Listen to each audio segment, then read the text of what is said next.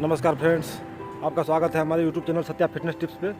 आप अगर हमारे चैनल पर नए हैं तो सब्सक्राइब करना ना भूलें और बेल आइकन जरूर दबाएं। तो सुबह की लगभग 6 बज रहा है और मैं हूँ सारनाथ चौराहे पे और यहाँ से आज मैं लॉन्ग रनिंग करने का विचार कर रहा हूँ। हर आदमी को हफ्ते में, सप्ताह में कम से कम एक दिन ऐसा चुनना चाहिए जिस दिन उसे कम से कम 6 से 8 किलोमीटर तक रनिंग करनी चाहिए। रनिंग से बेहतर कुछ नहीं है। ये आपके शरीर को जितना तेज़ी से फिट और तंदुरुस्त और स्वस्थ रखेगा, ये कोई ऐसी एक्सरसाइज या कोई भी दुनिया की ऐसी योगा मेडिटेशन नहीं है जो कि रनिंग के बराबर कर सके। तो मैं सारनाथ चौराहा से सोलदेव तिराहा होते हुए आशापुर जाऊंगा और आशापुर से फिर सोलदेव तिराहा होते हुए म्यूजियम होते हुए फिर सारनाथ चौराहे पे आऊँगा। लगभग 5 किलोमीटर की दूरी आज तय करने का वो है। आप भी अपने घरों से निकलिए और रनिंग करिए। तो आइए शुरू करते हैं। बीच बीच में आपको मैं हर जगह का दृश्य भी दिखाता रहूँगा। देखिए, लोग निकल भी चुके हैं और दौड़ भी रहे हैं और टहल भी रहे हैं। महिलाएँ अपना काम धाम छोड़ के वॉकिंग भी कर रही हैं अपना सालों लोड़ के। तो आप भी निकलिए और शुरू करिए कार्यक्रम अपना। तो आइए चलते हैं फिर आशापुर की तरफ। Let's go. दौड़ते हुए तिब्बती मंदिर को क्रॉस करते हुए ये तिब्बती मंदिर है। अगर आइए तो एक बार यहाँ पर जरूर घूमिए। और मैं सोलदेव तिराहा तक दौड़ते हुए आ गया हूँ। सोलदेव तिराहा अपने आप में एक बहुत ही भव्य और चौड़ा और काफ़ी दूरी में फैला हुआ तिराहा है। यहाँ पे श्रावस्ती सम्राट महाराजा सोलदेव की स्मृति और उनका कद काठी और उनका भाला जो अपने आप में प्रसिद्ध हुआ करता था महाराजा राणा प्रताप की तरह, उनकी आप यहाँ पे मूर्ति देख सकते हैं। तो अब शुरू करते हैं, हवेलिया तक चलते हैं। शुरू करते हैं। फिर गमछी बार बार खुल जाती है, बड़ी समस्या इस गमछी से है, लेकिन क्या करें, गमछी का जो प्रेम है छोड़ ही नहीं सकते। लोग एकदम तेजी से दौड़ रहे हैं और टहल रहे हैं। कोई समस्या नहीं है। अगर कोई दिक्कत है तो कम से कम घर से निकलिए अपने। जरूरी नहीं कि आप दौड़िए, आप निकलिए कम से कम घर से अपने। और मैं आ गया हूँ दैत्रा वीर बाबा मंदिर, जिसको हवेलिया चौराहे के सभी नाम से जाना जाता है। तो हवेलिया चौराहा क्रॉस करते हुए आप भी अपने रजाई को लात मारिए और 2 गिलास गर्म पानी पी के फ्रेश होइए और निकल चलिए घर से। धीरे धीरे आशापुर की तरफ बढ़ते हुए, आशापुर अब दूर नहीं, महज 1 किलोमीटर होगा यहाँ से। अब काफ़ी आनंद महसूस हो रहा है। सारा ठंड खत्म हो गया है। अब कुछ ही देर में मैं अपना जैकेट खोल दूँगा और गमछा भी उतार दूँगा।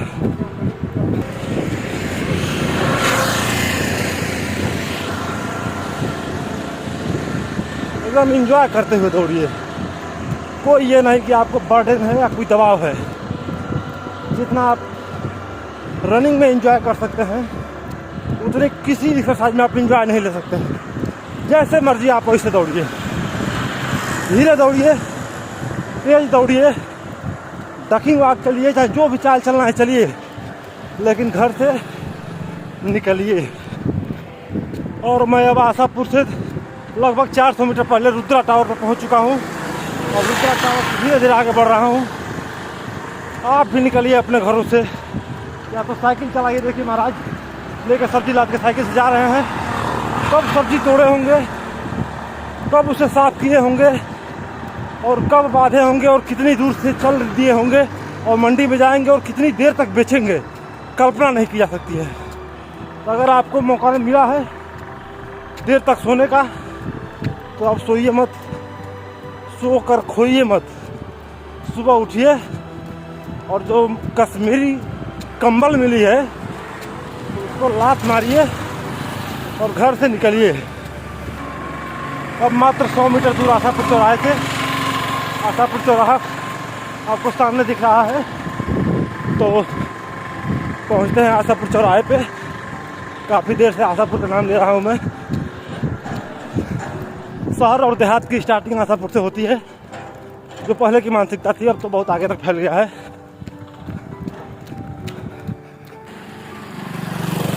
और फिलहाल मैं आशापुर चौराहे पे आ गया हूँ। लगभग 2.5 से 3 किलोमीटर की रनिंग हुई है और यहाँ से मैं ले चलूँगा आपको सीता रसोइयाँ, खड़े हुए बुद्ध भगवान की मूर्ति और म्यूजियम होते हुए, खंडहर होते हुए, पार्क को दिखाते हुए फिर सारनाथ स्टेशन पे। तो आशापुर चौराहा है, काफ़ी चौड़ाई में फैला हुआ है। ऊपर से फ्लाईओवर भी बन गया है। जो ट्रैफिक की समस्या आती थी वो समस्या आगे की तरफ समाप्त हो चुकी है। और ये सामने आपको सारनाथ की पुलिस चौकी दिख रही है जो नीले कलर की है, फ्लाईओवर के जस्ट नीचे। और ये 2 स्तूप सारनाथ को और दिव्य और अलौकिक करने के लिए कि सारनाथ विश्व प्रसिद्ध है। विश्व के पटल पे सारनाथ के एक अलग ही नाम है, एक अलग ही पहचान है। ये आप सामने देख सकते हैं। तो आइए और दौड़िए, रनिंग करिए, अपने कश्मीरी कंबल को लात मारिए और सुबह जूता मोजा पहन कर लोअर टी शर्ट डाल के निकल जाइए गमछा बांध के। तो चलिए शुरू करते हैं फिर आशापुर से सीधा रसोइया म्यूजियम होते हुए खंडार और बुद्ध भगवान के जहाँ उपदेश दिए थे। चूँकि आजकल तो बंद चल रहा है सभी पर्यटन स्थल और सभी इस प्रकार के जो भी व्यवस्थाएं थी सबको बंद कर दिया गया कोरोना काल में, लेकिन फिर भी मैं बाहर से आपको दिखाते हुए ले चलूँगा सारनाथ स्टेशन तक। तो चलिए चलते हैं वापस, आप लोग भी निकलिए। तो आशापुर से लौटानी हो चुकी है। दिन भी धीरे धीरे अब कुछ दुधिया सफ़ेदी की तरफ बढ़ता हुआ, अभी कुछ देर में, कुछ ही क्षणों में, कुछ ही घंटों में, कुछ ही मिनटों में सूर्य उदय होगा और पूरा आसमान एकदम लालिमा से भर जाएगा। देख सकते हैं कुछ पसीना भी हमें निकल चुका है, जो कि बहुत ज़रूरी है स्वस्थ रहने के लिए। अगर आप डेली रूटीन में शरीर से पसीना निकाल रहे हैं तो समझिए कि आप कितने प्रकार के रोगों से छुटकारा पा रहे हैं, ये आप कल्पना नहीं कर सकते हैं। तो रोज़ कम से कम शरीर से पसीना निकालिए और दौड़िए जब तक आपके घुटने जवाब न दे दें। अब मैं कुछ ही देर में पुनः सुअलदेव तिराहा पे पहुंचने वाला हूं। रोड एकदम साफ है, क्लीन है और एकदम खाली है, कोई दिक्कत नहीं। आप बने हुए पाथवे पे दौड़ सकते हैं, गाड़ी घोड़ा से कोई समस्या नहीं है। वैसे भी सारनाथ में बड़ी गाड़ियां नहीं प्रवेश करती हैं, क्योंकि जब से आशापुर का फ्लाईओवर शुरू हो गया है, रिंग रोड चालू हो गया है, इधर कोई नहीं आता। इधर घूमने वालों, इधर के रहने वालों और लोकल आदमी के अलावा कोई इधर बड़ी गाड़ी नहीं आती है। तो आप जहाँ हैं वहीं निकलिए, हमें नहीं कर रहे कहीं और जाके निकलिए, वहीं निकलिए और वहीं से शुरू करिए, जूता मोजा पहन के, लोअर टी शर्ट डाल के, एक सेव खा के। और ये हवेलिया के दृश्य, जो चाय की दुकानें जो एकदम विश्व प्रसिद्ध हो गई हैं, यहाँ लोग चाय पीने के लिए 4 बजे भोर से आ जाते हैं। और मैं एक बार फिर सुअलदेव तिराहा को क्रॉस करते हुए सामने से सुअलदेव जी की मूर्ति आपको दिखाई दे रही है, जो अपने आप में पराक्रम और विजय ध्वजा फहराए हुए है।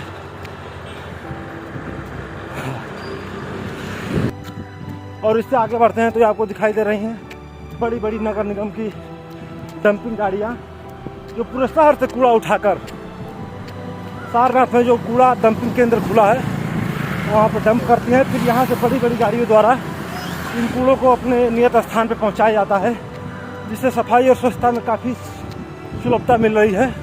काफ़ी बड़ी एरिया में, लंबे चौड़े एरिया में फैला हुआ है। आपको दिखा सकते हैं, अगर हल्का फुल्का दिख रहा होगा तो यही वो रास्ता है जहाँ से गाड़ी जाती हैं और सारा कूड़ा डंप करती हैं।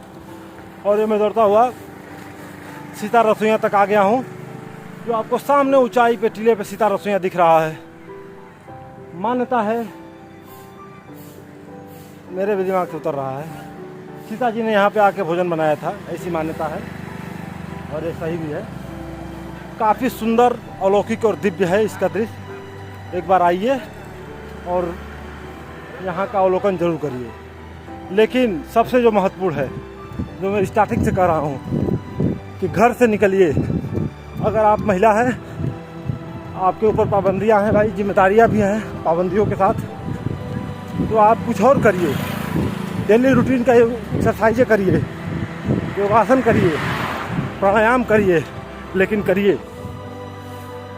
दौड़ते हुए जब आगे बढ़ा हूँ तो देखा हूँ एक ये स्वान, जिसे कुत्ता भी कहते हैं आम देसी भाषा में, इसको किसी तीव्र गति की गाड़ी ने ठोकर मारा है, जिसका खून यहाँ से लहूलुहान होते हुए वहाँ तक गया है और अंततोगत्वा इसकी मृत्यु हो गई है। तो एक जानवर को तो हम नहीं हेलमेट पहना सकते हैं, लेकिन एक इंसान से ये ज़रूर उम्मीद करेंगे, एक कल्पना करेंगे कि आप गाड़ी चलाते समय, तो पहिया वाहन चलाते समय और 4 पहिया गाड़ी चलाते समय सीट बेल्ट अवश्य लगाएं। बहुत से लोग हैं जो नहीं लगाते हैं, यही हालत होगी। ये जो हालत हुई है देखिए, यहाँ से खून चला है और वहाँ तक पूरे गलफड़ से खून निकल गया है और इस बेचारे श्वान की मृत्यु हो गई है। क्योंकि इस श्वान को तो हेलमेट हम नहीं पहना सकते हैं, न कोई भी पहना सकता है। लेकिन गाड़ी चलाने वाले भाइयों से एक रिक्वेस्ट है, एक विनती है कि आप गाड़ी धीरे चलाएं, क्योंकि अबोध जानवर और जीव जंतु जो रोड पे ऐसे चलते रहते हैं, जिनकी ऐसी जान न जा सके। तो अगर हमारी बातें अगर किसी को अच्छी लगे तो इसको ज़रूर फॉलो करें। और देखिए भाई साहब भी रुक गए हैं, इनको भी हमारी बात सही लगी है। तो आप लोग भी गाड़ी धीरे चलाएं और हेलमेट ज़रूर पहनें ताकि आपकी भी सुरक्षा हो सके। चलिए शुरू करते हैं।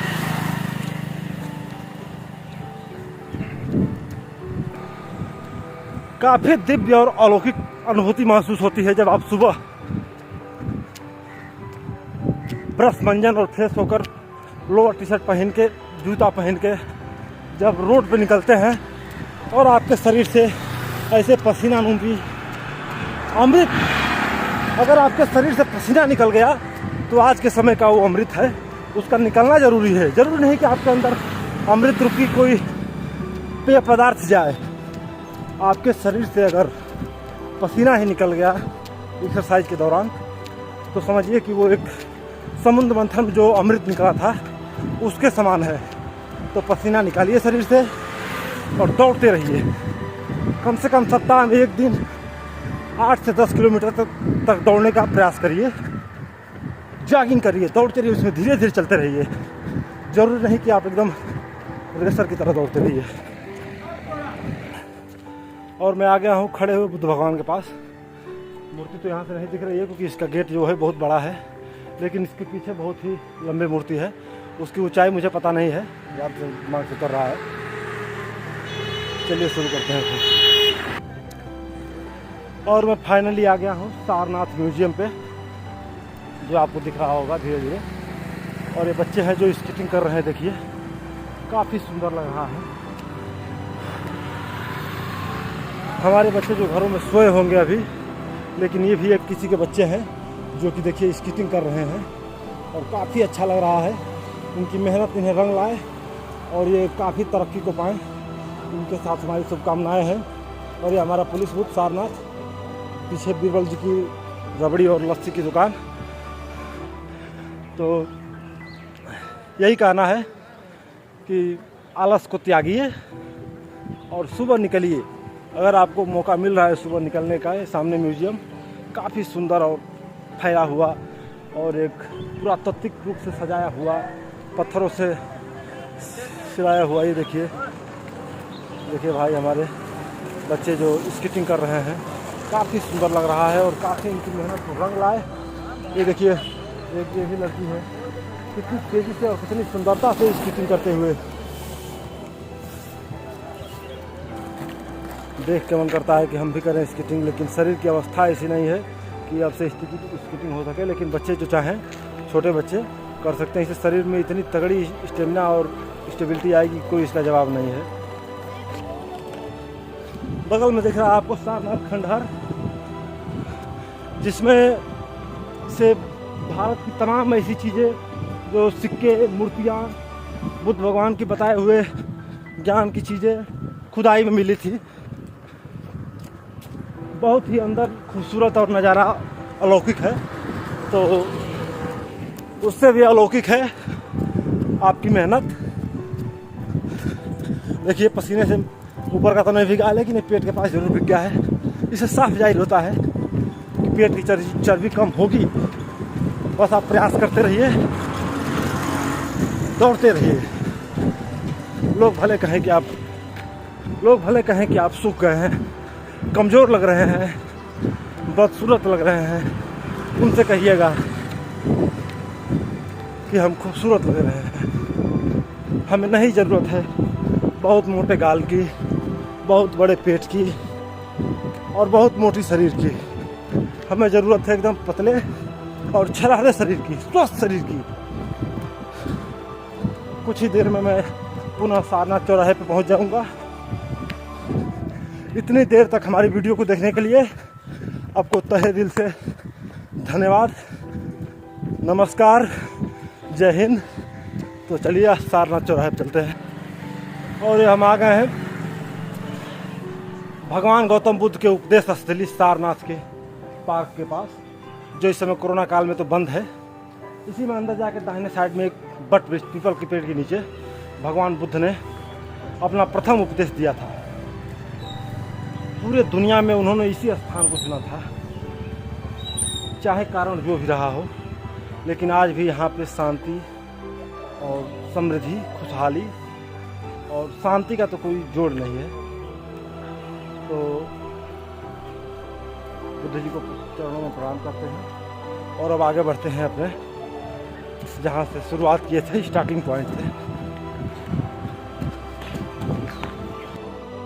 और हम आ गए हैं महाबोधि के ग्राउंड के पास, जहाँ हम इतनी बार दौड़े हैं अपने दोस्त मित्र और यारों के साथ की कोई गिनती नहीं है।